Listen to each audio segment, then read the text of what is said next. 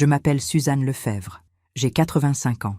Ce que je vais vous raconter n'est pas une histoire de vengeance. C'est une histoire de dignité retrouvée. Quand on vieillit, on dit souvent que les souvenirs deviennent plus clairs que le présent. C'est vrai. Je me rappelle parfaitement le parfum du café que mon mari Pierre préparait chaque matin pendant 53 ans. Je me souviens de la texture de ses mains, rugueuses mais tendres. Je me souviens de sa voix qui m'appelait « ma Suzon », avec cette douceur qui ne s'use jamais. Ce que je vais vous raconter, je ne l'ai jamais dit à personne. Pas aux infirmières de la résidence où je vis aujourd'hui. Pas aux quelques amis qui me rendent encore visite. Pas même à ma petite fille Élise, la seule qui m'appelle encore. Mais aujourd'hui, j'ai besoin de parler. Pas pour me soulager, pas pour juger. Simplement pour témoigner de ce qui arrive quand l'amour d'une mère rencontre l'ingratitude d'un fils. Mon fils s'appelle Thomas. Il a 58 ans. Pendant toute mon existence, j'ai cru que l'amour d'une mère était inconditionnel, que peu importe ce qu'un enfant faisait, une mère pardonnait toujours. Je croyais cela avec la certitude qu'on réserve aux vérités sacrées. Aujourd'hui, je sais que même l'amour maternel a ses limites, et que la dignité, parfois, vaut plus que le sang. Tout a commencé il y a 1 an et demi. Pierre venait de nous quitter.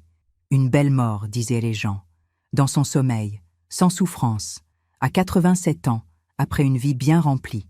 Ces phrases consolantes qu'on répète aux funérailles comme des prières automatiques. Mais pour moi, ce n'était pas une belle mort. C'était la fin du monde. 53 ans de mariage ne s'effacent pas parce que quelqu'un meurt paisiblement. Les premiers jours après le départ de Pierre ont été les plus sombres de mon existence. La maison semblait immense et vide. Chaque pièce portait son empreinte. Le fauteuil où il lisait son journal. La tasse qu'il utilisait toujours pour son thé du soir. Le jardin qu'il entretenait avec une patience de moine. J'errais dans cette maison comme un fantôme, incapable de dormir dans notre lit sans lui. Je passais mes nuits sur le canapé du salon, enveloppé dans sa vieille robe de chambre qui portait encore son odeur. Thomas est venu me voir 2 jours après l'enterrement. Il était accompagné de sa femme, Nathalie. Une femme froide que je n'ai jamais vraiment comprise. Ils se sont assis dans le salon, face à moi, et j'ai tout de suite senti que quelque chose n'allait pas. Il y avait dans leur regard cette détermination qu'on voit chez les gens qui ont pris une décision difficile. Cette fausse compassion qui cache autre chose. « Maman !» a dit Thomas avec cette voix douce qu'il prenait quand il voulait obtenir quelque chose. « Nathalie et moi, on s'inquiète pour toi. Cette maison est trop grande. Tu es toute seule. À ton âge, ce n'est pas raisonnable. À mon âge. » Ces 3 mots qui effacent une vie entière. Comme si à 85 ans, on n'était plus capable de décider pour soi-même. Comme si la vieillesse était une forme de folie qui justifiait qu'on vous traite comme une enfant. Je leur ai répondu que j'allais bien, que j'avais besoin de temps, que cette maison était tout ce qui me restait de Pierre. Mais Thomas a insisté. Il avait trouvé une résidence, un endroit magnifique, disait-il, avec des jardins, des activités, des gens de mon âge. Je ne serais plus seule. On s'occuperait de moi. Je me souviens d'avoir regardé par la fenêtre ce jour-là. Le prunier que Pierre avait planté pour nos 10 ans de mariage était en fleurs, des fleurs blanches, délicates, qui dansaient dans le vent de mars. Et j'ai pensé, comment pourrais-je quitter cet arbre? Comment pourrais-je abandonner toutes ces années qui vivent dans ces murs? Mais Thomas était mon fils, mon unique enfant. Et une mère veut croire que son enfant agit pour son bien. Alors j'ai dit oui, pas immédiatement. Mais après 2 semaines de visites quotidiennes, de pressions douces, d'arguments répétés, j'ai fini par céder, par fatigue, par solitude, par cette confiance aveugle qu'une mère garde toujours pour son fils. Ce que je ne savais pas encore, c'est que ma vie allait basculer d'une manière que je n'aurais jamais pu imaginer, que 7 jours après mon arrivée dans cette résidence, tout allait changer, que mon téléphone allait sonner 33 fois sans que je réponde, et qu'après cela, plus rien ne serait jamais comme avant. Mais je vais trop vite. Laissez-moi d'abord vous raconter comment c'était avant. Avant la douleur, avant la trahison, avant que je découvre qui était vraiment mon fils. Ne manquez aucune de ces histoires. Pour comprendre ce qui s'est passé, il faut que vous sachiez qui j'étais avant, qui nous étions, Pierre et moi. Parce qu'une vie ne se résume pas à sa fin, et que même dans la douleur la plus profonde, les beaux souvenirs restent vrais. J'ai rencontré Pierre en 1956. J'avais 20 ans. Lui, 22. C'était à la bibliothèque municipale de Lyon, où je travaillais comme assistante. Il était venu chercher un livre sur l'architecture gothique. Nos mains se sont touchées en atteignant le même ouvrage sur l'étagère. Il a souri. Moi aussi. 6 mois plus tard, nous étions mariés. Notre maison, nous l'avons achetée en 1962. Une petite bâtisse en pierre, à la périphérie de la ville, avec un jardin qui semblait infini à mes yeux de jeune femme. Pierre était architecte, pas célèbre, mais talentueux. Il dessinait des écoles, des bibliothèques, des bâtiments modestes mais solides. Il disait toujours que l'architecture devait servir les gens, pas impressionner les critiques. Le matin, dans notre maison, avait un rituel sacré. Pierre se levait toujours le premier. J'entendais ses pas dans l'escalier, puis le bruit de la cafetière italienne qu'il posait sur le feu. L'odeur du café montait jusqu'à notre chambre comme une caresse invisible. Puis, il revenait avec un plateau. 2 tasses, 2 croissants le dimanche. Et cette façon qu'il avait de me regarder, comme si j'étais toujours la jeune femme de la bibliothèque. Les murs de notre maison racontaient notre histoire. Dans le salon, il y avait ce tableau que nous avions acheté lors de notre voyage en Provence. Une scène de lavande sous un ciel impossible. Dans la cuisine, la vieille horloge qui appartenait à la mère de Pierre. Elle retardait de 10 minutes, mais nous n'avons jamais voulu la faire réparer. C'était notre horloge, notre temps à nous. Le jardin était le royaume de Pierre. Il y passait des heures, surtout après sa retraite. Il avait planté des rosiers pour moi, des tomates, des salades, des herbes aromatiques, le prunier dont je vous ai parlé, et ce petit banc en bois qu'il avait construit lui-même, sous le vieux chêne, où nous prenions le thé les soirs d'été. Thomas est né en 1967, notre miracle. Après 7 ans de mariage, nous pensions que les enfants ne viendraient pas. Et puis, il est arrivé.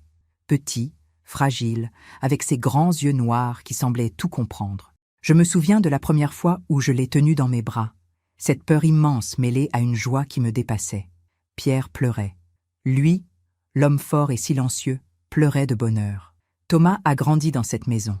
Je vois encore ses petits pas dans le couloir, ses dessins accrochés au réfrigérateur, ses livres d'école étalés sur la table de la cuisine. Pierre l'emmenait au jardin. Il lui apprenait à planter, à arroser, à respecter la terre. Thomas adorait son père. Il le suivait partout comme une petite ombre heureuse. Les dimanches, nous allions nous promener au parc, tous les 3. Pierre portait Thomas sur ses épaules. Moi, je marchais à côté, ma main dans celle de mon mari. Ces moments-là étaient simples, ordinaires.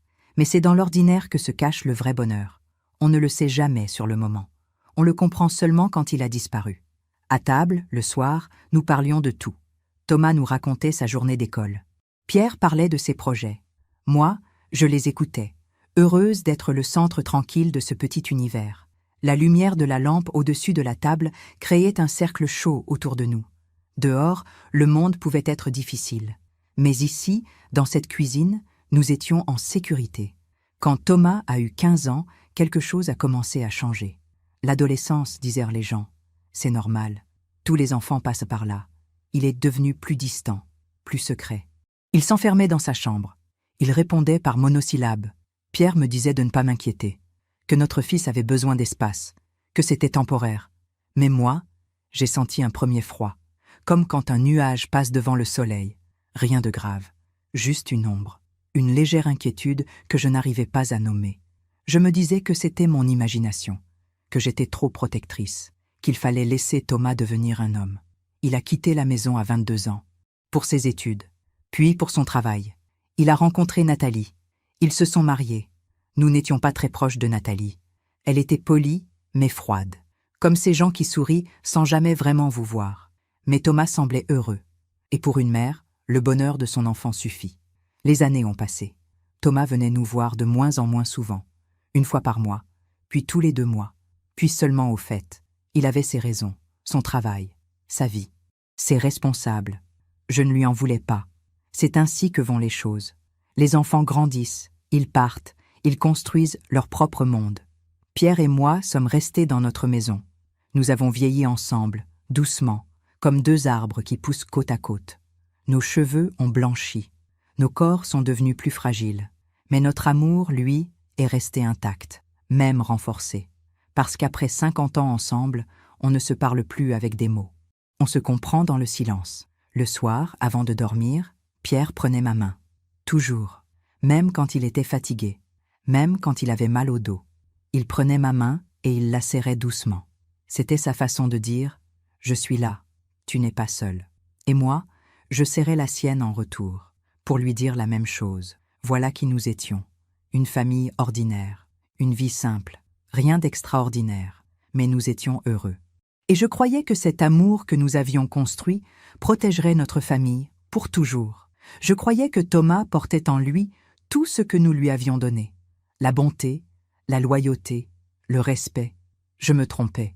La résidence s'appelait les Jardins de l'Automne, un nom poétique pour un endroit qui ressemblait à un hôtel impersonnel. Thomas m'a accompagné le jour de mon emménagement. C'était un mardi de septembre. Le ciel était gris. J'ai quitté ma maison avec 2 valises et mon sac à main. 53 ans de vie résumés à quelques vêtements et quelques photos. Dans la voiture, Thomas parlait beaucoup. Trop. Il me disait que j'allais me plaire ici, que je me ferais des amis, que je serais bien entouré. Il avait cette voix trop enjouée, comme quand on essaie de convaincre un enfant d'aller chez le dentiste. Nathalie, assise à l'avant, ne disait rien. Elle regardait son téléphone. Ma chambre était au 2e étage. Petite, propre, fonctionnelle. Un lit, une place. Une armoire, un bureau, une chaise, une fenêtre qui donnait sur le parking. J'ai pensé aux pruniers de mon jardin, aux roses de pierre, au grand lit où nous avions dormi pendant plus de 50 ans. Et j'ai senti quelque chose se serrer dans ma poitrine. Thomas m'a aidé à défaire mes valises. Il accrochait mes vêtements dans l'armoire avec des gestes rapides, efficaces, comme quelqu'un qui accomplit une tâche désagréable mais nécessaire. Il évitait mon regard. Je le connaissais assez pour savoir qu'il était mal à l'aise, mais je croyais encore que c'était de la tristesse, de la culpabilité normale d'avoir placé sa mère en résidence. « Tu vas voir, maman », disait-il en rangeant mes pulls. « Dans quelques jours, tu te sentiras chez toi. » Mais je savais déjà que je ne me sentirais jamais chez moi ici. On ne se sent pas chez soi dans une chambre sans mémoire, sans les traces de ceux qu'on a aimés, sans l'odeur particulière que prend une maison avec le temps. Avant de partir, Thomas m'a embrassé sur le front. Un baiser rapide, froid, comme un devoir accompli. « Je reviendrai te voir bientôt », a-t-il dit. Puis, il est parti. Nathalie ne m'a même pas dit au revoir. Elle était déjà dans le couloir, pressée de s'en aller. Je me suis assise sur le lit, seule, dans cette chambre étrangère, et pour la première fois depuis la mort de Pierre, j'ai pleuré. Pas de gros sanglots. Juste des larmes silencieuses qui coulaient, sans que je puisse les arrêter. Je pleurais mon mari, ma maison, ma vie d'avant. Mais je pleurais aussi quelque chose que je ne comprenais pas encore. Une perte qui n'avait pas encore de nom. Les premiers jours ont été difficiles. Je ne connaissais personne. Les autres résidents semblaient former des groupes fermés. Ils se connaissaient depuis des mois, parfois des années. Moi, j'étais la nouvelle, la veuve récente, celle qui n'avait pas encore accepté d'être là. Je passais mes journées dans ma chambre. Je regardais par la fenêtre. Je pensais à Pierre. Je me demandais ce que je faisais là. Parfois, je prenais mon téléphone. Je regardais les photos de notre maison, le jardin, le salon, notre chambre. J'avais l'impression d'avoir été arrachée à ma propre vie. Thomas ne venait pas. Il appelait de temps en temps. Des conversations brèves. « Comment vas-tu, maman? Tout se passe bien? Tu t'es fait des amis ?» Je répondais que oui, par automatisme, par cette habitude qu'ont les mères de ne jamais inquiéter leurs enfants, même quand elles souffrent. Le 5e jour, quelque chose d'étrange s'est produit. J'étais dans la salle commune. Je tentais de lire un livre que je n'arrivais pas à suivre.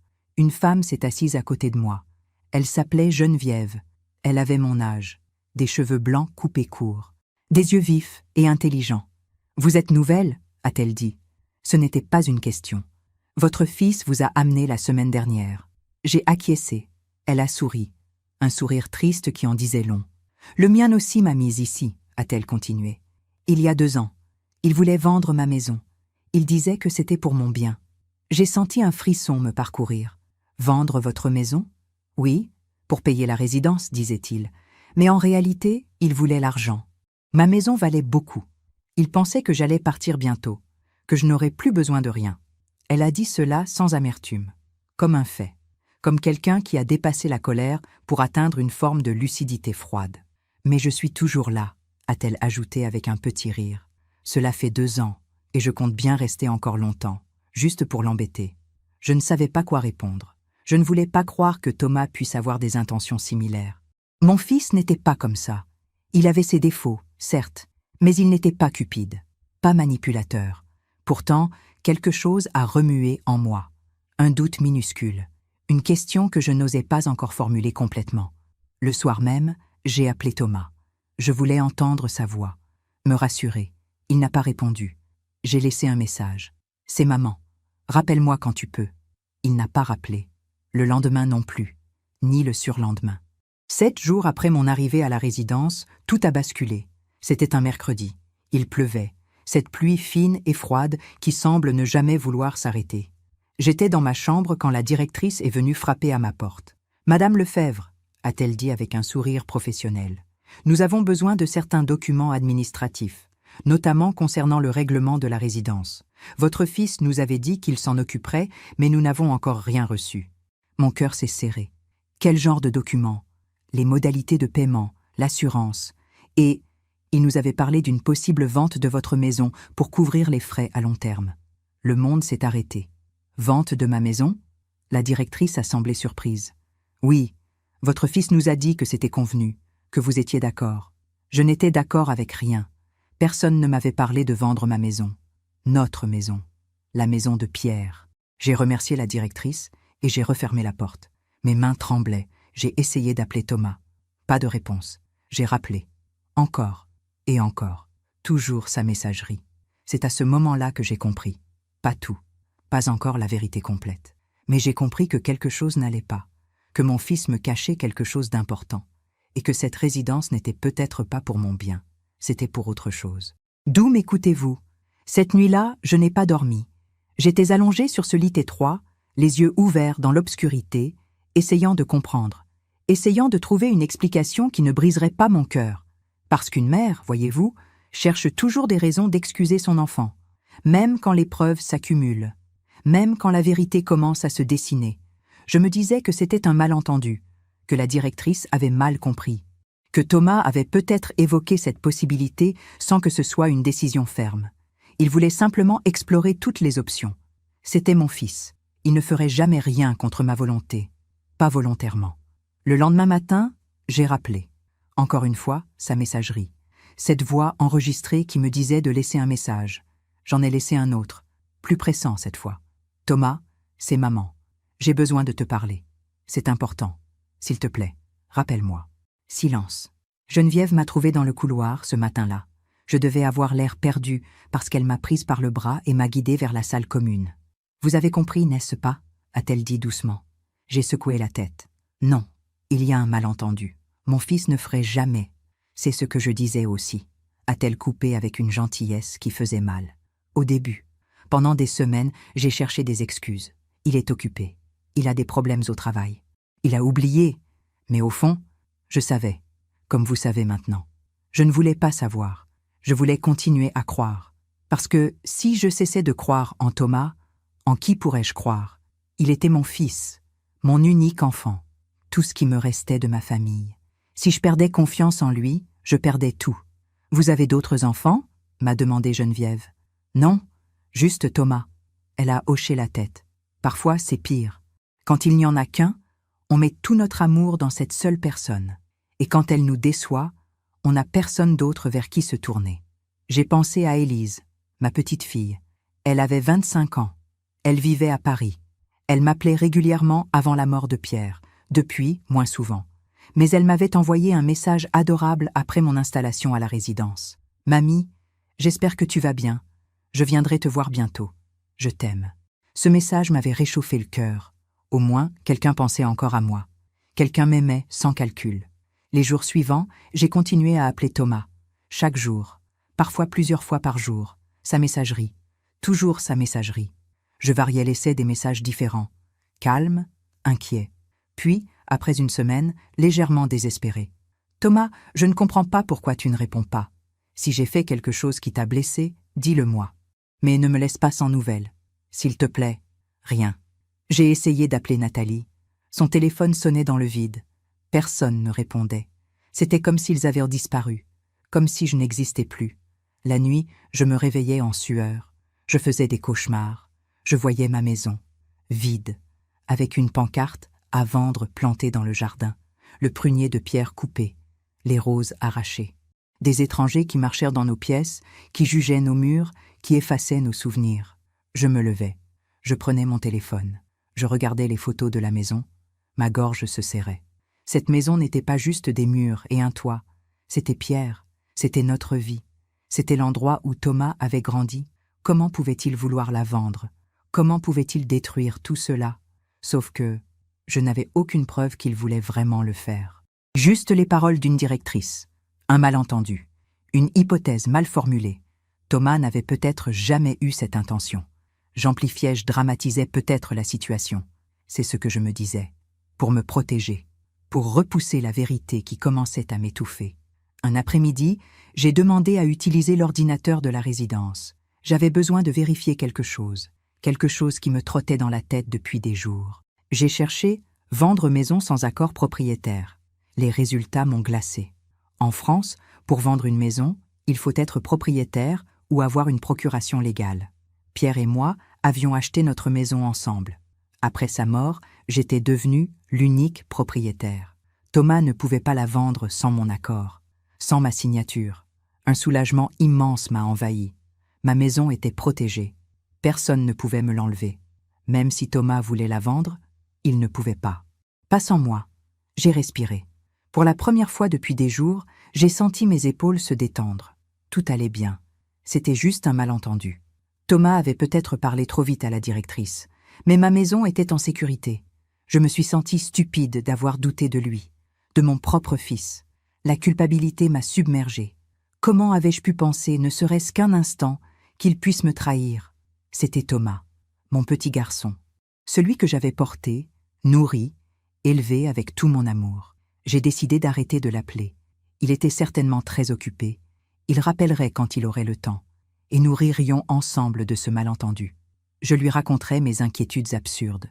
Il me rassurerait avec cette patience qu'ont parfois les enfants envers leurs parents vieillissants. Mais le soir, dans ma chambre, le doute revenait, comme une ombre qui ne veut pas partir. Pourquoi ne répondait-il pas? Même occupé, on prend 30 secondes pour répondre à sa mère, surtout quand cette mère vient de perdre son mari et de quitter sa maison. Je regardais mon téléphone. Aucun message, aucun appel manqué, rien. Et cette question revenait, encore et encore, comme une chanson obsédante. Pourquoi? Mais je chassais cette question. Je la repoussais au fond de mon esprit, parce que je n'étais pas prête à entendre la réponse. Pas encore, pas si tôt. On croit toujours qu'on a le temps, qu'on peut remettre la vérité à plus tard, qu'on peut vivre encore un peu dans l'illusion. C'est plus confortable, plus doux, moins effrayant. Mais la vérité, elle, n'attend pas. Elle arrive quand elle doit arriver. Et parfois, elle arrive comme un coup de tonnerre dans un ciel tranquille. D'où m'écoutez-vous? La vérité est arrivée un vendredi matin, 15 jours exactement après mon arrivée à la résidence. C'était une de ces belles journées d'automne où le soleil brille encore avec force, comme s'il refusait de céder sa place à l'hiver. J'étais dans ma chambre quand mon téléphone a sonné. Pas Thomas, un numéro que je ne connaissais pas. J'ai hésité avant de répondre. Puis j'ai décroché. Madame Lefebvre? Une voix masculine, professionnelle, courtoise. Oui, c'est moi. Maître Blanchard à l'appareil. Je suis le notaire qui s'est occupé de la succession de votre mari. Mon cœur s'est accéléré. Oui, je me souviens, nous nous sommes vus après les funérailles. En effet, madame, je vous appelle parce que j'ai reçu une demande de votre fils, monsieur Thomas Lefebvre. Il souhaite organiser une réunion pour discuter de la gestion de votre patrimoine. Il a mentionné que vous aviez des difficultés de santé et qu'il voulait vous aider à gérer vos biens. Le sol s'est dérobé sous mes pieds. Des difficultés de santé? Le notaire a marqué une pause. C'est ce qu'il m'a dit. Il a parlé de problèmes de mémoire, de confusion. Il semblait très inquiet pour vous. J'ai dû m'asseoir. Mes jambes ne me portaient plus. Maître Blanchard, je n'ai aucun problème de mémoire. Je suis en parfaite santé mentale. Pourquoi mon fils vous a-t-il dit cela? Un silence, plus long cette fois. Puis la voix du notaire, plus prudente. Madame, je pense qu'il serait bon que nous nous voyions, en privé, juste vous et moi, sans votre fils. Quand? Aujourd'hui, si vous le pouvez. Cet après-midi. J'ai accepté. Il m'a donné l'adresse de son étude. J'ai raccroché. Mes mains tremblaient si fort que j'ai failli laisser tomber le téléphone. Thomas avait dit au notaire que j'avais des problèmes de mémoire, que j'étais confuse. Il mentait. Pourquoi mentait-il? Pour quelle raison un fils mentirait-il sur l'état de santé de sa mère? La réponse était là, juste devant moi. Mais je refusais encore de la voir, de la nommer. J'ai appelé un taxi. Je suis sortie de la résidence sans prévenir personne. J'avais peur que Thomas apprenne que j'allais voir le notaire, peur qu'il essaie de m'en empêcher. Cette peur elle-même était une preuve. On n'a pas peur de son fils quand on lui fait confiance. L'étude du notaire était en centre-ville. Un immeuble ancien avec de hautes fenêtres et un escalier en bois ciré. Maître Blanchard m'a reçu dans son bureau.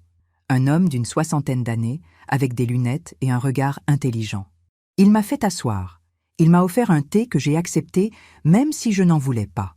Mes mains avaient besoin de tenir quelque chose. « Madame Lefebvre, a-t-il commencé doucement, votre fils m'a contacté il y a une semaine. Il voulait savoir comment faire pour obtenir une tutelle sur vous. Il a dit que vous n'étiez plus capable de gérer vos affaires, que vous aviez besoin de protection. Une tutelle. Le mot a résonné dans ma tête comme une condamnation. Une tutelle, c'est quand on déclare quelqu'un incapable, quand on lui retire le droit de décider pour lui-même, quand on le traite comme un enfant. Je lui ai expliqué, a continué le notaire, qu'une tutelle nécessite un examen médical, une évaluation par un juge, que ce n'était pas une démarche simple. Il a semblé contrarié. Contrarié comment? Il insistait. Il disait que c'était urgent, que vous alliez faire des bêtises avec votre argent, que vous étiez vulnérable. J'ai trouvé cela étrange. Lors de notre rencontre après le décès de votre mari, vous m'aviez semblé parfaitement lucide. C'est pourquoi j'ai voulu vous parler directement. J'ai posé ma tasse. Ma voix tremblait. « Maître, dites-moi la vérité. Qu'est-ce que mon fils veut vraiment ?» Le notaire a enlevé ses lunettes. Il les a nettoyées lentement. Puis il m'a regardé droit dans les yeux. « Madame, je vais être franc avec vous. Votre mari vous a laissé l'intégralité de ses biens. La maison, ses économies, ses placements. Tout est à votre nom. Selon mes calculs, votre patrimoine s'élève à environ 800 000 euros. 800 000 euros. Je n'avais jamais pensé à l'argent en ces termes. Pour moi, c'était juste notre maison, notre vie, pas un chiffre. Votre fils, a continué le notaire, semble croire qu'il héritera de cet argent. Mais tant que vous êtes en vie, cet argent vous appartient, à vous seul. Il ne peut pas y toucher, sauf si... Sauf si? Sauf si vous êtes déclaré incapable. Dans ce cas, il pourrait devenir votre tuteur légal. Il aurait accès à vos comptes. Il pourrait vendre vos biens, prendre des décisions à votre place. Le monde s'est effondré. Tout est devenu clair. Terriblement, douloureusement clair. Thomas ne m'avait pas mise en résidence pour mon bien. Il m'avait mise là pour me faire disparaître, pour que je sois loin, invisible, oublié. Et pendant ce temps, il préparait le terrain pour prendre le contrôle de ma vie, de mon argent, de tout ce que Pierre m'avait laissé. Il pensait que vous alliez mourir bientôt, a dit le notaire avec une douceur terrible. Je suis désolé d'être aussi direct, mais c'est ce qui ressort de nos conversations. Il a plusieurs fois évoqué votre âge, votre fragilité supposée. Il semblait impatient. Impatient. Mon fils était impatient que je meure. J'ai fermé les yeux. Les larmes coulaient maintenant sans retenue. Pas des larmes de tristesse, des larmes de quelque chose de plus profond, de plus destructeur, des larmes qui venaient d'un endroit de mon âme que je ne connaissais pas. Que dois-je faire ? Ai-je demandé dans un souffle. Le notaire s'est penché vers moi. D'abord, vous protéger. Je vais rédiger un document attestant de votre pleine capacité mentale. Nous allons aussi établir un testament clair si vous n'en avez pas déjà un. Et surtout, vous devez savoir ceci. Tant que vous êtes lucide et capable de prendre vos propres décisions, personne ne peut vous enlever vos droits. Personne. Je suis resté dans ce bureau pendant plus d'1 heure. Le notaire m'a expliqué mes droits, mes options. Il m'a donné des documents, des numéros à appeler.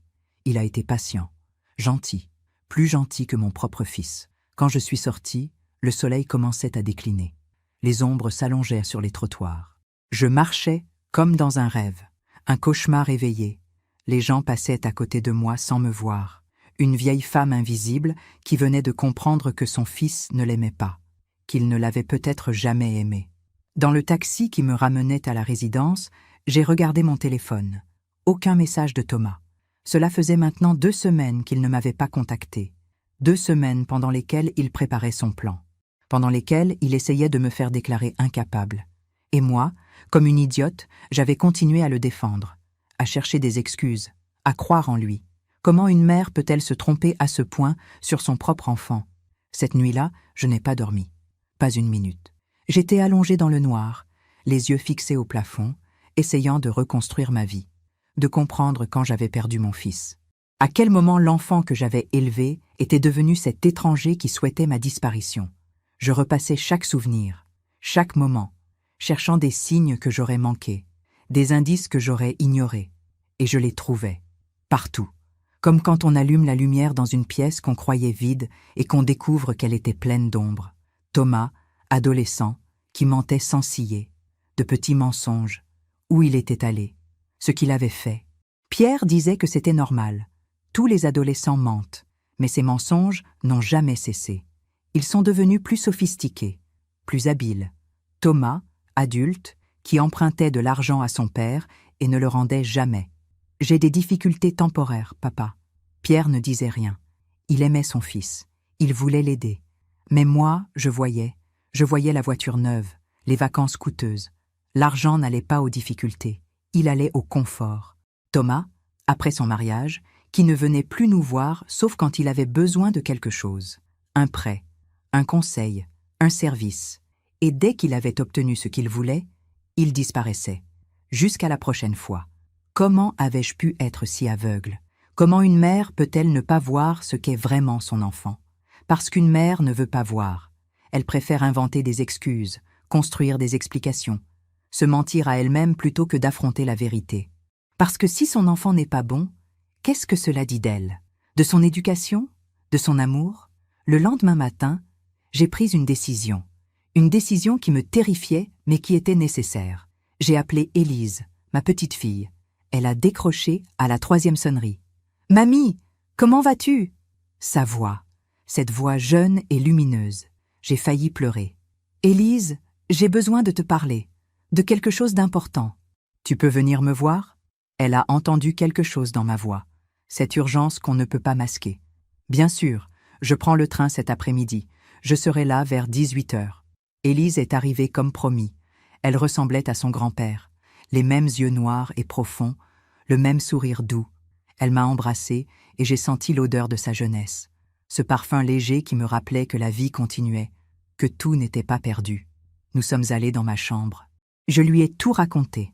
La résidence, le notaire, les mensonges de Thomas. Elle m'écoutait, le visage de plus en plus grave. Quand j'ai eu fini, elle est restée silencieuse un long moment. « Mamie » a-t-elle finalement dit. Je savais que papa était difficile, mais je ne pensais pas qu'il irait aussi loin. Tu savais? Elle a hoché la tête. Il a toujours été obsédé par l'argent. Quand j'étais petite, il comptait déjà ce qu'il hériterait de grand-père. Il en parlait avec maman. Il pensait que je ne comprenais pas, mais je comprenais. Chaque mot était un coup de poignard. Mon fils parlait d'héritage devant sa fille. Il comptait l'argent de son père alors que celui-ci était encore en vie. Après la mort de grand-père, a continué Élise, papa était furieux. Il a découvert que tout était à ton nom. Il pensait que grand-père lui aurait laissé quelque chose directement. Il a passé des semaines à se plaindre, à dire que ce n'était pas juste. Pierre voulait me protéger, ai-je murmuré. Il savait. Il a toujours su. Pierre avait vu ce que je refusais de voir. Il avait protégé notre patrimoine. Il m'avait tout laissé pour que je sois en sécurité, pour que personne ne puisse me dépouiller, même pas notre fils. « Mamie, il faut que tu te protèges », a dit Élise en prenant mes mains. « Papa ne va pas abandonner. S'il a essayé d'obtenir une tutelle, il va essayer autre chose. » « Mais quoi ? Le notaire m'a dit que je suis protégée, tant que je suis lucide. » Élise a eu un regard sombre. « Papa est intelligent, et maman encore plus. Ils vont trouver un moyen. Ils peuvent essayer de te faire signer des papiers, de te convaincre de leur donner une procuration, ou simplement attendre, et te faire croire que tu n'as pas d'autre choix. » Elle avait raison, je le savais. Thomas n'allait pas renoncer à 800 000 €. Pas facilement. Que dois-je faire? D'abord, reste ici où tu es en sécurité. Ne réponds pas aux appels de papa. Ne signe rien qu'il te donnerait. Et surtout, garde ton téléphone près de toi. S'il essaie de te contacter, je veux que tu m'appelles immédiatement. Nous avons parlé pendant des heures. Élise m'a promis qu'elle me soutiendrait, qu'elle témoignerait de ma lucidité si nécessaire, qu'elle ne laisserait personne me faire du mal. Quand elle est partie, j'ai pleuré. Mais c'était des larmes différentes, des larmes de reconnaissance. J'avais perdu un fils, mais j'avais encore une petite fille qui m'aimait vraiment. Le lundi suivant, une semaine exactement après ma visite chez le notaire, Tout a explosé.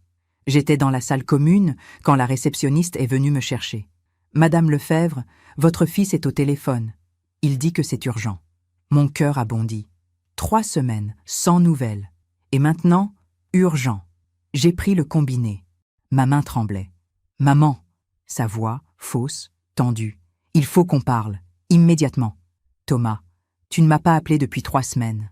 J'étais occupée. Écoute, je viens de parler avec le notaire.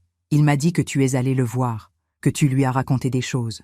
Je lui ai dit la vérité. » Un silence, puis sa voix, plus dure. « Quelle vérité? Tu es confuse, maman. Tu ne comprends pas la situation. Je veux juste t'aider à gérer tes affaires. C'est normal. C'est ce que font les fils. Les fils qui aiment leur mère les appellent. Ils ne les abandonnent pas dans une résidence pendant 3 semaines. Je ne t'ai pas abandonné. Tu es dans un endroit sûr, où on s'occupe de toi. Tu as dit au notaire que j'avais des problèmes de mémoire. Tu as essayé d'obtenir une tutelle. » Silence. Un long silence. Puis, c'était pour ton bien, pour te protéger. « Me protéger de quoi, Thomas? De toi ?» Sa voix a explosé. Cette colère que j'avais déjà entendue, mais jamais dirigée vers moi. « Tu ne comprends rien. Tu es vieille, tu es seule, tu vas te faire arnaquer, tu vas tout perdre. » Ou alors, ai-je dit avec un calme qui m'a surprise moi-même, « Tu as peur que je dépense l'argent que tu considères déjà comme le tien. » Le silence qui a suivi était glacial. « Écoute-moi bien, maman, » a-t-il dit finalement, chaque mot prononcé comme une menace. « Papa t'a laissé tout cet argent. Mais cet argent, c'est l'héritage familial. Il me revient. Tu n'as pas le droit de le dilapider. Ton père m'a laissé cet argent à moi, pas à toi. Il a fait ce choix consciemment. Parce qu'il était vieux et qu'il ne réfléchissait plus correctement. C'était trop. Insulter Pierre, mon Pierre qu'il avait tant aimé, qui avait tout sacrifié pour lui. Ne parle jamais de ton père comme ça, ai-je dit, la voix tremblante de rage. Jamais. Tu vas me donner raison, maman, d'une façon ou d'une autre. Tu vas comprendre que tu as besoin de moi. Il a raccroché. J'ai reposé le combiné. Mes jambes ne me tenaient plus. Je me suis assise. La réceptionniste me regardait avec inquiétude. « Ça va, Madame Lefebvre ?» Non, ça n'allait pas. Mon fils venait de me menacer. Pas directement. Mais le message était clair. Il n'abandonnerait pas. Il trouverait un moyen. D'une façon ou d'une autre. Cette nuit-là, j'ai compris que le pire était à venir. Que Thomas n'allait pas accepter ma résistance. Qu'il allait frapper plus fort. J'avais raison. Mais je ne pouvais pas imaginer à quel point j'avais raison. Les jours suivants ont été les plus longs de ma vie. J'attendais. Je ne savais pas quoi exactement, mais je sentais que quelque chose allait arriver. Comme avant un orage. Cette électricité dans l'air qui précède la tempête. Élise m'appelait tous les soirs. Elle me demandait si Thomas avait essayé de me contacter. Non. Depuis cette conversation téléphonique, plus rien. Ce silence était plus effrayant que ces menaces. Parce qu'un silence, c'est une préparation. C'est le calme, avant l'attaque. Le mercredi matin, 2 semaines après notre dernière conversation, Thomas est arrivé à la résidence. Sans prévenir, la réceptionniste est venue me chercher. « Madame Lefebvre, votre fils est là. Il veut vous voir. » Mon sang s'est glacé.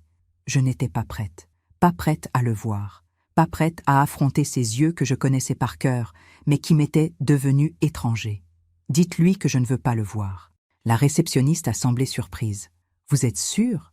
J'ai hoché la tête. Elle est partie. Je suis restée dans la salle commune, le cœur battant. Quelques minutes plus tard, Thomas est entré. Il m'avait cherché. Il m'avait trouvé. Il était différent, plus mince, plus tendu. Il avait des cernes sous les yeux, comme quelqu'un qui ne dort plus, qui est consumé par quelque chose. « Maman !» a-t-il dit en s'approchant. « Il faut qu'on parle. » Les autres résidents nous regardaient. Geneviève était là. Elle m'a fait un signe discret. Je n'étais pas seule. « Je n'ai rien à te dire, Thomas. S'il te plaît, juste quelques minutes. » Il y avait quelque chose dans sa voix. Une supplication, ou peut-être de la manipulation. Je ne savais plus. Je ne savais plus distinguer le vrai du faux chez lui. Nous sommes allés dans ma chambre. Il s'est assis sur la chaise, moi sur le lit, comme un médecin et sa patiente, comme un juge et une accusée. « Maman, je suis désolé, » a-t-il commencé. « J'ai mal géré la situation. J'étais inquiet pour toi. J'ai fait des erreurs. Des erreurs. » Il appelait ses mensonges des erreurs. Ses tentatives de me voler ma vie des erreurs. « Thomas, dis-moi la vérité. Pour une fois dans ta vie, dis-moi simplement la vérité. » Il a baissé les yeux. J'ai des problèmes financiers. Graves.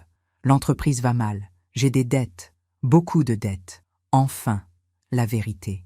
Ou du moins une partie. Et tu pensais que l'argent de ton père te sauverait. Ce n'est pas juste l'argent de papa. C'est l'argent de la famille. Cet argent devrait servir à la famille. Je suis ta famille, Thomas. Je suis ta mère. Tu n'as pas besoin de tout cet argent. Tu es en résidence. Tout est payé. Tu as ta pension. À quoi te sert cet argent? Tu vas mourir avec et personne n'en profitera. Chaque mot était un coup. Tu vas mourir. Il le disait si facilement. Comme si ma mort était juste un obstacle logistique. Comme si j'étais déjà un fantôme qu'il fallait juste effacer des papiers. Donc tu attends ma mort? Ai-je dit calmement. C'est ça? Non, ce n'est pas ce que je veux dire. Mais sois réaliste, maman. Tu as 85 ans. Combien de temps encore? 5 ans? 10 ans. Pendant ce temps, je perds tout. Ma maison, mon entreprise, ma dignité. Et moi? Qu'est-ce que je perds, Thomas? Dis-moi. Il a levé les yeux vers moi. Et dans ses yeux, j'ai vu quelque chose qui m'a brisé. Pas de la haine. Pire que ça, de l'indifférence. Il me regardait comme on regarde un problème à résoudre. Pas comme on regarde sa mère. Tu ne perds rien, a-t-il dit. Tu restes ici. Tu continues ta vie. Mais moi, je peux me sauver. Nous pouvons tous les deux gagner. En me volant mon héritage. Ce n'est pas voler. C'est juste avancer les choses. De toute façon, cet argent me reviendra un jour. Pourquoi pas maintenant, quand j'en ai besoin? J'ai regardé cet homme assis devant moi. Cet homme que j'avais porté dans mon ventre, que j'avais nourri de mon lait, que j'avais bercé pendant ses cauchemars, que j'avais consolé pendant ses chagrins. Et je ne le reconnaissais pas. C'était un étranger avec le visage de mon fils. Sors d'ici, ai-je dit. Maman, sors d'ici maintenant. Écoute, j'ai préparé des papiers, juste une procuration simple. Ça te permettrait de... Je ne signerai rien. Il a sorti des documents de sa sacoche, des feuilles pliées. Regarde au moins, c'est juste pour te faciliter la vie, pour que je puisse payer tes factures, gérer... Je gère très bien mes affaires toute seule. Tu es vieille, maman, tu ne comprends plus rien. Regarde-toi, tu vis dans une chambre minable, tu n'as plus de maison, tu n'as plus de mari, tu n'as plus rien. Le silence qui a suivi était assourdissant. Thomas a réalisé ce qu'il venait de dire. Il a essayé de se rattraper. Je ne voulais pas... Si, tu voulais. Tu penses exactement ce que tu viens de dire. Il a posé les papiers sur le bureau. Réfléchis. Je reviendrai dans quelques jours. Tu verras que j'ai raison. Ne reviens pas. Si tu reviens, j'appelle la sécurité. Il s'est levé. Il est allé vers la porte. Puis il s'est retourné. Et ce qu'il a dit ensuite, je ne l'oublierai jamais. Tu sais, maman, papa avait raison à ton sujet. Tu es égoïste. Tu as toujours été égoïste. Tu penses qu'à toi, jamais à moi, jamais à ce dont j'ai besoin. Qu'est-ce que tu veux dire? Papa avait raison? Avant de mourir, papa et moi avons parlé. Il m'a dit qu'il regrettait de tout te laisser, qu'il aurait dû me donner au moins la moitié. Mais il avait peur de te blesser. Il a toujours eu peur de te contrarier. C'était un mensonge, je le savais. Pierre ne m'avait jamais parlé ainsi. Pierre m'aimait, il me respectait. Mais le doute s'insinuait. Cette petite voix horrible qui murmurait « Et si c'était vrai? Tu mens. Demande au notaire. » Papa lui en a parlé. Il hésitait. Mais finalement, il a choisi de te protéger toi plutôt que de m'aider moi, son propre fils. Il est parti. La porte s'est refermée. Je suis restée seule. Les papiers sur le bureau. Les mots dans ma tête. Les accusations. Les mensonges. La douleur. Je me suis effondrée. Pas physiquement. Quelque chose de plus profond s'est effondré en moi. Cette partie qui croyait encore, qui espérait encore, qui aimait encore. Mon fils ne m'aimait pas. Il ne m'avait peut-être jamais aimé. J'étais juste un obstacle entre lui et l'argent. Une vieille femme qui refusait de mourir assez vite, qui s'accrochait à une vie qui le dérangeait. Cette nuit-là, j'ai pleuré comme je n'avais pas pleuré depuis la mort de Pierre. J'ai pleuré sur mon fils perdu, sur l'enfant qu'il avait été et qui n'existait plus, sur la mère que j'avais été et qui avait échoué. Parce qu'on se demande toujours « Où ai-je fait fausse route? À quel moment ai-je perdu mon enfant? Qu'est-ce que j'ai fait de mal ?» Mais parfois, on ne fait rien de mal. Parfois, les enfants deviennent ce qu'ils deviennent malgré tout l'amour qu'on leur donne. Et c'est la vérité la plus douloureuse qu'une mère puisse apprendre. Geneviève est venue frapper à ma porte vers minuit. Elle m'a trouvée assise dans le noir. Elle ne m'a pas demandé ce qui s'était passé. Elle s'est assise à côté de moi. Elle a pris ma main. Et nous sommes restés comme ça. Deux vieilles femmes trahies par leur fils. Deux mères qui avaient appris que l'amour maternel n'est pas toujours réciproque. « Qu'auriez-vous fait à ma place ?» lui ai-je demandé dans un murmure. Elle a serré ma main plus fort. « Exactement ce que vous allez faire. Me battre. » Les jours qui ont suivi la visite de Thomas ont été étranges. Une sorte de calme intérieur que je n'attendais pas. Comme si, en touchant le fond de la douleur, j'avais trouvé quelque chose de solide sur quoi m'appuyer. La vérité, aussi terrible soit-elle, libère. Elle arrête le doute. Elle arrête l'espoir destructeur qui nous maintient enchaînés à des illusions. Élise est venue me voir le week-end suivant. Je lui ai raconté la visite de son père, ses menaces, ses accusations, cette phrase horrible sur Pierre. Elle a secoué la tête avec tristesse. « Mamie, grand-père ne t'aurait jamais parlé comme ça. Papa invente. Il a toujours su manipuler la vérité. Je sais, ai-je dit. Et je le savais vraiment. Mais entendre Élise le confirmer m'a soulagée. Nous avons parlé longtemps cet après-midi-là. Et c'est Élise qui m'a aidé à comprendre quelque chose d'important. Quelque chose que je n'aurais peut-être jamais vu seule. Mamie, tu sais pourquoi papa est comme ça ? J'ai secoué la tête. C'était la question qui me hantait depuis des semaines. Comment un enfant aimé pouvait-il devenir si dur, si calculateur ? C'est maman, a dit Élise doucement.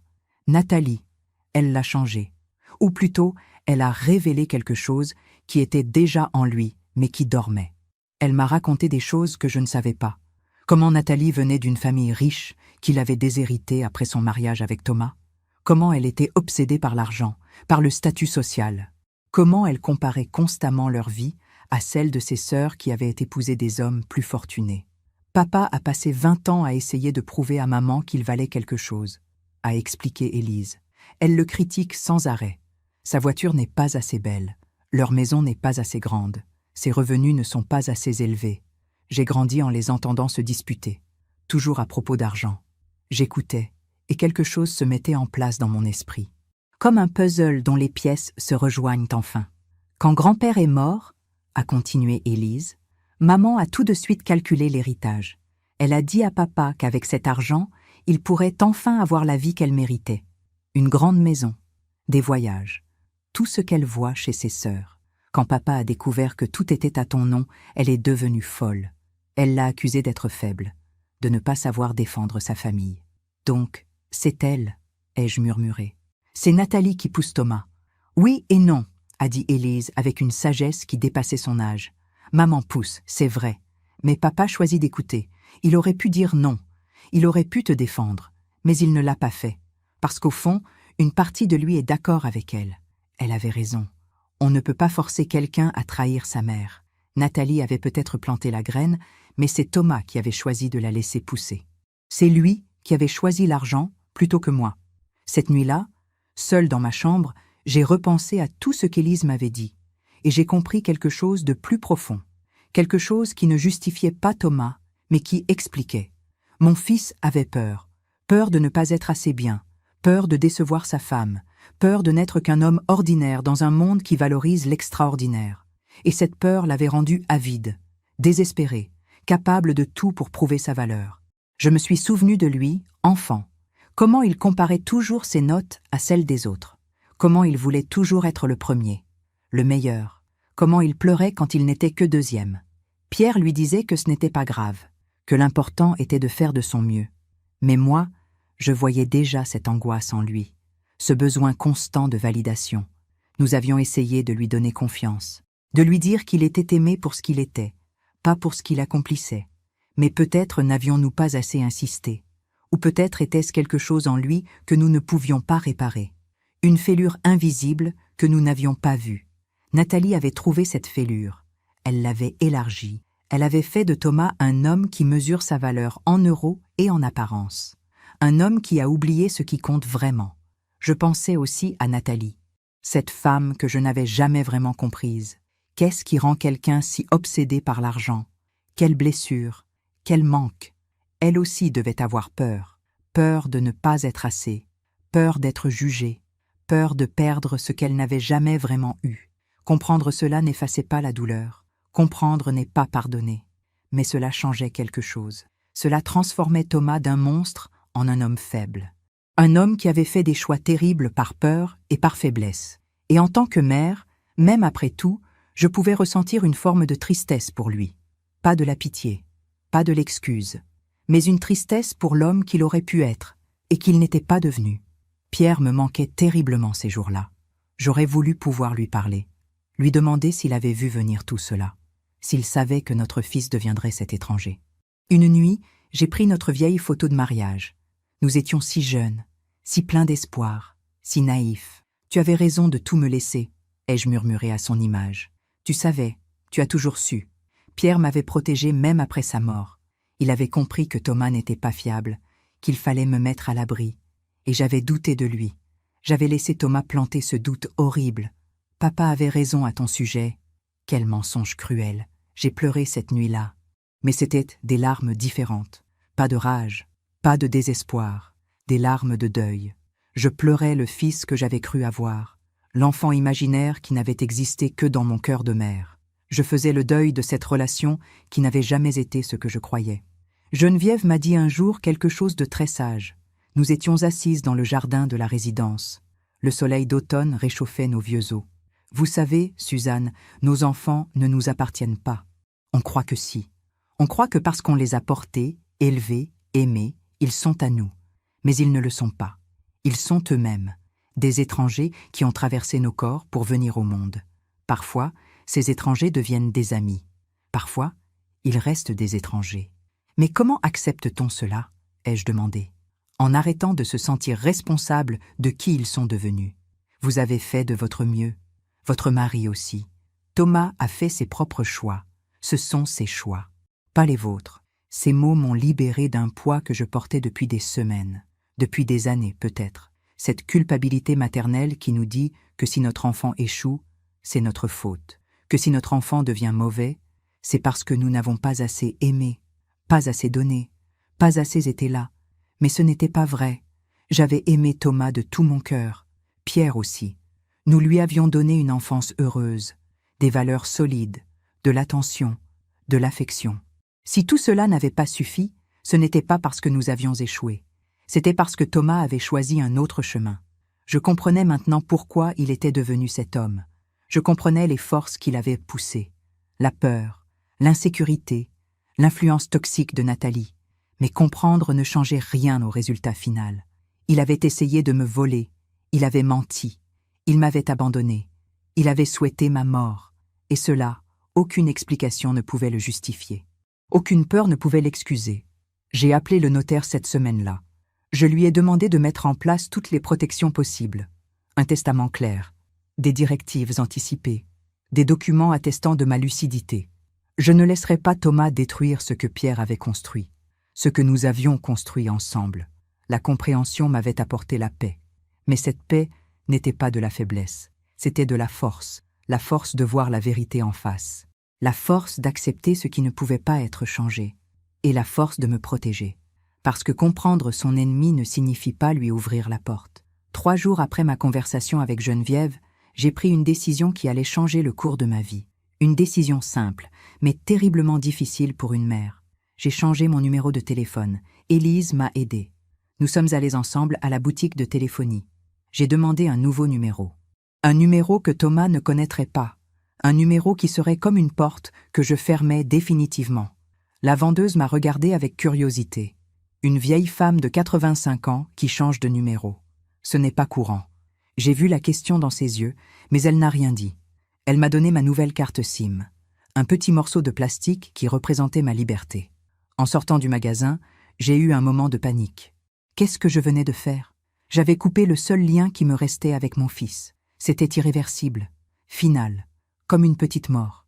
Élise a dû voir mon visage parce qu'elle a pris ma main. Mamie, tu as fait ce qu'il fallait. Tu te protèges, c'est tout. Nous avons averti les personnes importantes, le notaire, la résidence, quelques amis. Le nouveau numéro était pour ceux qui m'aimaient vraiment, pour ceux qui me voulaient du bien. Thomas n'en faisait plus partie. Ce que je ne savais pas, c'est que le même jour, le notaire avait envoyé une lettre officielle à Thomas. Une lettre l'informant que toutes les démarches pour obtenir une tutelle ou une procuration avaient été définitivement rejetées, que j'étais pleinement capable de gérer mes affaires et qu'aucune tentative future ne serait tolérée. Le lendemain, Thomas a essayé de m'appeler. Mon ancien numéro. Celui qui n'existait plus. Il est tombé sur un message automatique. Ce numéro n'est plus attribué. Il a dû penser à une erreur. Il a rappelé. Encore. Et encore. Élise m'a raconté plus tard ce qui s'est passé. Thomas l'a appelé, paniqué. Le téléphone de ta grand-mère ne marche plus. Il lui est arrivé quelque chose? Non, grand-mère va très bien, a répondu Élise calmement. Elle a changé de numéro. Un silence. Puis, donne-le-moi. Non. Comment ça, non? C'est ma mère, une mère que tu as abandonnée pendant des semaines. Une mère que tu as essayé de voler. Non, je ne te donnerai pas son numéro. Thomas a explosé. Il a crié, il a menacé, il a supplié. Élise a tenu bon, puis elle a raccroché. Et elle a bloqué son numéro aussi. Ce jour-là, Thomas a essayé de me joindre 33 fois. J'ai appris ce nombre plus tard. 33 appels désespérés vers un numéro mort. 33 fois où il a entendu ce message froid et définitif. Ce numéro n'est plus attribué. Pourquoi cette frénésie soudaine? Pourquoi, après des semaines de silence, cette urgence? La réponse était simple et terrible. Il avait enfin compris. Il avait reçu la lettre du notaire. Il avait compris qu'il avait perdu. Que je n'étais pas une vieille femme confuse qu'il pouvait manipuler. Que l'argent qu'il convoitait lui échappait définitivement. Et surtout, il avait compris que sans accès à moi, il ne pouvait rien faire. Il ne pouvait pas me convaincre. Il ne pouvait pas me menacer. Il ne pouvait pas me faire signer quoi que ce soit. J'étais devenue inaccessible, intouchable. 3 jours après le changement de numéro, Thomas est venu à la résidence, sans prévenir, comme la dernière fois. Mais cette fois, j'étais préparée. J'avais prévenu la direction. J'avais laissé des instructions claires. La réceptionniste l'a arrêté à l'entrée. « Monsieur Lefebvre, votre mère a laissé des instructions. Elle ne souhaite pas vous voir. » J'imagine sa tête, sa surprise, sa colère. Je n'étais pas là pour le voir. J'étais dans ma chambre. Mais Geneviève, qui était dans le hall, m'a tout raconté. « Il ne comprenait pas, m'a-t-elle dit. Il répétait « C'est ma mère. Je veux voir ma mère. » Comme si c'était un droit absolu. Comme si être son fils lui donnait accès à vous, quoi qu'il arrive. La sécurité a dû intervenir. Thomas refusait de partir. Il criait. Il exigeait de me voir. Ils l'ont escorté dehors. Il est parti en menaçant d'appeler la police, de porter plainte, de faire un scandale. Mais il ne pouvait rien faire, parce que j'avais le droit de refuser de voir qui je voulais. Même mon fils, surtout mon fils. Les semaines suivantes, Thomas a essayé d'autres approches. Il a écrit des lettres que la résidence m'apportait et que je ne lisais pas. Je les mettais directement dans une enveloppe que je gardais dans mon tiroir. Peut-être qu'un jour je les lirais, ou peut-être pas. Pour l'instant, je n'en avais pas la force. Il a envoyé Nathalie. Elle est venue un après-midi. La réceptionniste m'a appelé. « Madame Lefebvre, la femme de votre fils est là. Elle dit que c'est important. Dites-lui que je ne veux pas la voir. » Nathalie a insisté. Elle a dit qu'elle voulait juste s'excuser, qu'il y avait eu des malentendus, que Thomas était désolé, que nous étions une famille et que les familles se pardonnent.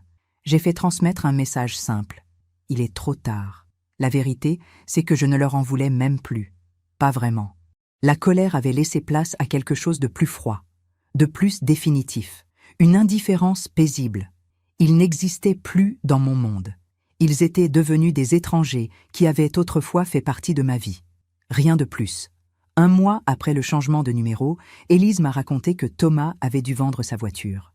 Ses dettes le rattrapaient. L'entreprise allait vraiment mal. Sans l'argent qu'il espérait, il ne pouvait plus tenir. Il perdait tout ce pourquoi il m'avait trahi. J'aurais dû me réjouir. Certaines personnes l'auraient fait. C'est bien fait pour lui, aurait-elle dit. La justice divine. Mais je ne ressentais rien de tel. Juste une profonde tristesse. Pas pour sa situation financière, pour l'homme qu'il était devenu, pour les choix qu'il avait faits. Il aurait pu venir me voir avec humilité, me dire la vérité, me demander de l'aide sans mensonge. J'étais sa mère. J'aurais peut-être aidé, pas en lui donnant tout, mais en l'aidant raisonnablement. Comme une mère aide son enfant en difficulté. Mais il avait choisi la manipulation, les mensonges, la trahison. Et maintenant, il récoltait ce qu'il avait semé. L'univers a une façon étrange de rétablir l'équilibre, sans que personne n'intervienne, sans que personne ne punisse. Les conséquences arrivent naturellement. Thomas avait détruit notre relation pour de l'argent qu'il n'obtiendrait jamais. Il avait tout perdu en voulant tout gagner. Un soir, assise près de la fenêtre de ma chambre, j'ai pensé à cette expression qu'on dit souvent « on récolte ce qu'on sème ». C'était exactement ça. Thomas avait semé la trahison. Il récoltait la solitude. Il avait semé le mensonge. Il récoltait la méfiance. Il avait semé la cupidité. Il récoltait la perte. Et moi, qu'avais-je semé? De l'amour, de la confiance, de la bonté. Et qu'est-ce que je récoltais? La douleur, oui, mais aussi quelque chose d'autre, quelque chose de plus précieux. Ma dignité, ma force, ma liberté. J'avais découvert que je pouvais vivre sans lui, que je n'avais pas besoin de son amour pour exister, que j'étais plus forte que je ne le pensais. À 85 ans, j'avais appris à me tenir debout seule. Geneviève et moi sommes devenus très proches. Elle comprenait. Nous partagions cette douleur particulière d'avoir été trahis par nos enfants. Mais nous partagions aussi cette force nouvelle, cette capacité à continuer malgré tout. Un après-midi, elle m'a dit quelque chose que je n'oublierai jamais. « Vous savez, Suzanne, nos fils nous ont fait un cadeau sans le savoir. Ils nous ont libérés de l'obligation d'être toujours là, toujours disponible, toujours aimante, même quand on ne le mérite pas. Ils nous ont donné la permission de penser à nous. » Elle avait raison. Pour la première fois de ma vie, je n'avais plus à me soucier de Thomas, de ses besoins, de ses problèmes, de son opinion. Je pouvais enfin vivre pour moi, juste pour moi. Et c'était une liberté terrifiante et magnifique à la fois. 1 an a passé depuis que j'ai changé mon numéro de téléphone. 1 an depuis que j'ai fermé la porte à Thomas. 12 mois qui m'ont transformée d'une manière que je n'aurais jamais imaginée. Je suis toujours à la résidence Les Jardins de l'Automne. Mais cette chambre qui me semblait si étrangère est devenue la mienne. J'y ai mis des photos de Pierre, des livres que j'aime. Une petite plante que Geneviève m'a offerte et que j'arrose chaque matin. C'est petit, modeste, mais c'est à moi. Et personne ne peut me l'enlever. Ma vie a trouvé un nouveau rythme. Je me suis fait des amis. Nous jouons aux cartes le mardi. Nous allons au cinéma le vendredi après-midi. Nous parlons de nos vies, de nos joies, de nos peines. Certaines ont aussi été trahies par leurs enfants. D'autres ont eu plus de chance. Mais nous sommes toutes des survivantes. Des femmes qui ont traversé des tempêtes et qui sont encore debout. Élise vient me voir 2 fois par mois. Parfois plus. Elle m'apporte des nouvelles du monde extérieur. Des histoires de son travail, de ses amis, de ses amours. Je suis devenue pour elle plus qu'une grand-mère. Je suis devenue une amie, une confidente, quelqu'un avec qui elle peut être vraiment elle-même. Elle me parle parfois de Thomas. Je ne lui demande jamais de nouvelles, mais elle sent qu'elle doit me dire certaines choses. Il a dû vendre sa maison. Ils vivent maintenant dans un appartement plus petit. L'entreprise a fait faillite. Il travaille pour quelqu'un d'autre maintenant. Un emploi ordinaire qui le fait vivre, mais qui ne satisfait pas son ego. Nathalie l'a quitté il y a 6 mois. Elle a trouvé quelqu'un de plus riche, quelqu'un qui pouvait lui offrir la vie dont elle rêvait. Thomas est seul maintenant. Complètement seul. Quand Élise m'a raconté cela, j'ai attendu de ressentir quelque chose. De la joie, de la satisfaction, de la peine. Mais il n'y avait rien. Juste un vide paisible, comme quand on regarde des nouvelles d'un pays lointain. Cela ne me touche plus. Thomas est devenu un étranger dont j'entends parfois parler. Rien de plus. Il demande souvent de tes nouvelles, m'a dit Élise un jour. Il me demande comment tu vas, si tu es heureuse, si tu as besoin de quelque chose. Et qu'est-ce que tu lui réponds?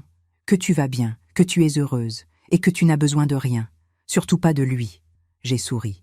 Ma petite fille était devenue une femme sage, une femme qui savait poser des limites, qui savait dire non. Je lui avais peut-être enseigné quelque chose après tout. Pas Thomas, mais Élise. Et c'était suffisant. Le notaire m'a aidé à mettre en place un testament solide. La maison sera vendue après ma mort. L'argent ira à Élise, à elle seule. Pas 1 euro pour Thomas. Pas parce que je veux le punir, mais parce que je veux récompenser celle qui m'a vraiment aimée, celle qui est restée quand les autres sont partis. J'ai aussi fait don d'une partie de mon argent à la résidence, pour créer un fonds qui aidera les personnes âgées sans famille, celles qui sont vraiment seules, celles qui n'ont personne. Au moins, l'argent de Pierre servira à quelque chose de bon, à quelque chose dont il aurait été fier. Parfois, le soir, je pense encore à Thomas. Je me demande s'il comprend ce qu'il a perdu. Pas l'argent, mais moi, sa mère, la seule personne au monde qu'il avait aimée inconditionnellement pendant des décennies. Est-ce qu'il regrette? Est-ce qu'il souffre? Je ne sais pas. Et étrangement, cela m'est égal. J'ai appris quelque chose d'important cette année. Une vérité que toutes les mères devraient mal connaître, mais que peu osent admettre. L'amour maternel a des limites. On nous dit que c'est infini, inconditionnel, éternel. Mais c'est un mensonge. Ou du moins, c'est une demi-vérité. Oui, l'amour d'une mère est puissant. Oui, il pardonne beaucoup. Oui, il supporte énormément. Mais il a des limites. Et quand ces limites sont dépassées, quand l'enfant détruit tout ce qui est sacré, la mère a le droit de se protéger. Elle a le droit de dire stop. Elle a le droit de partir. Cela ne fait pas d'elle une mauvaise mère. Cela fait d'elle une femme qui se respecte. Une femme qui comprend que s'aimer soi-même n'est pas de l'égoïsme. C'est de la survie. Pierre me manque toujours, tous les jours. Mais je lui parle, dans ma tête, dans mon cœur. Je lui raconte ce qui s'est passé. Je le remercie de m'avoir protégé, de m'avoir tout laissé. Il savait. Il a toujours su, et dans sa sagesse silencieuse, il m'a donné les moyens de me défendre. Un matin de printemps, presque exactement 1 an après mon changement de numéro, j'ai reçu une lettre. Une enveloppe blanche avec une écriture que je reconnaissais. Thomas. Je l'ai tenue longtemps dans mes mains, hésitant. Devais-je l'ouvrir? Devais-je la jeter? Finalement, je l'ai ouverte. C'était une lettre courte, quelques lignes seulement. Maman, je sais que tu ne veux plus me parler. Je sais que j'ai tout détruit. Je ne te demande pas de me pardonner. Je ne te demande même pas de me répondre. Je voulais juste que tu saches que je regrette, pas de ne pas avoir eu l'argent, mais de t'avoir perdu. Je comprends maintenant ce que j'ai fait, et je vivrai avec ça pour le reste de ma vie. Je t'aime, je t'ai toujours aimé, même si je ne l'ai pas montré comme il fallait. Thomas, j'ai lu cette lettre 3 fois, puis je l'ai pliée soigneusement. Je l'ai mise dans le tiroir avec les autres lettres qu'il m'avait envoyées et que je n'avais jamais lues. Peut-être qu'un jour je les lirai toutes, ou peut-être pas. Ces mots me touchaient. Bien sûr qu'ils me touchaient. Je suis humaine. Je suis sa mère. Une partie de moi voulait croire qu'il était sincère, qu'il avait vraiment changé, qu'il y avait encore de l'espoir. Mais une autre partie de moi, plus sage, plus forte, savait que cela ne changeait rien. Les regrets ne réparent pas la trahison. Les excuses ne reconstruisent pas la confiance. Même si Thomas était sincère, même s'il souffrait vraiment, cela ne signifiait pas que je devais le laisser revenir dans ma vie. Parce que me protéger n'est pas cruel. C'est nécessaire. J'ai parlé de cette lettre à Geneviève. Elle m'a écouté, sans m'interrompre. Puis elle a dit « Vous savez ce que je pense? Je pense que vous avez déjà pris votre décision. Vous cherchez juste la permission de quelqu'un pour l'assumer. » Elle avait raison. Je savais déjà ce que j'allais faire. Rien. Je n'allais pas répondre. Je n'allais pas rouvrir cette porte. Non par vengeance. Non par colère. Simplement parce que j'avais trouvé ma paix. Et que cette paix était trop précieuse pour la risquer.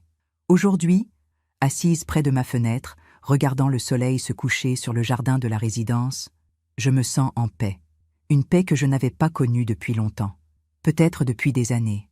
Peut-être depuis toujours. Je ne suis pas amère. Je ne suis pas brisée. Je suis libre. Libre de la culpabilité. Libre de l'obligation. Libre du poids de porter quelqu'un qui ne veut pas marcher. Si mon histoire peut aider ne serait-ce qu'une seule mère à ouvrir les yeux, cela en vaut la peine. Si elle peut donner le courage à une seule femme de se protéger, de poser des limites, de dire non même à son propre enfant, alors ma douleur aura eu un sens. Parce que voici ce que j'ai appris. Aimer ses enfants ne signifie pas tout accepter. Être une bonne mère ne signifie pas tout sacrifier. Et parfois, le plus grand acte d'amour qu'on puisse faire pour soi-même, c'est de partir. Je m'appelle Suzanne Lefebvre, j'ai 85 ans. Mon fils m'a trahi, mais je suis toujours là, debout, vivante, et plus forte que jamais. Et vous savez quoi? Je suis heureuse, vraiment heureuse. Pour la première fois depuis longtemps, je vis pour moi. Et c'est magnifique. Partager cette histoire avec quelqu'un qui a besoin d'espoir.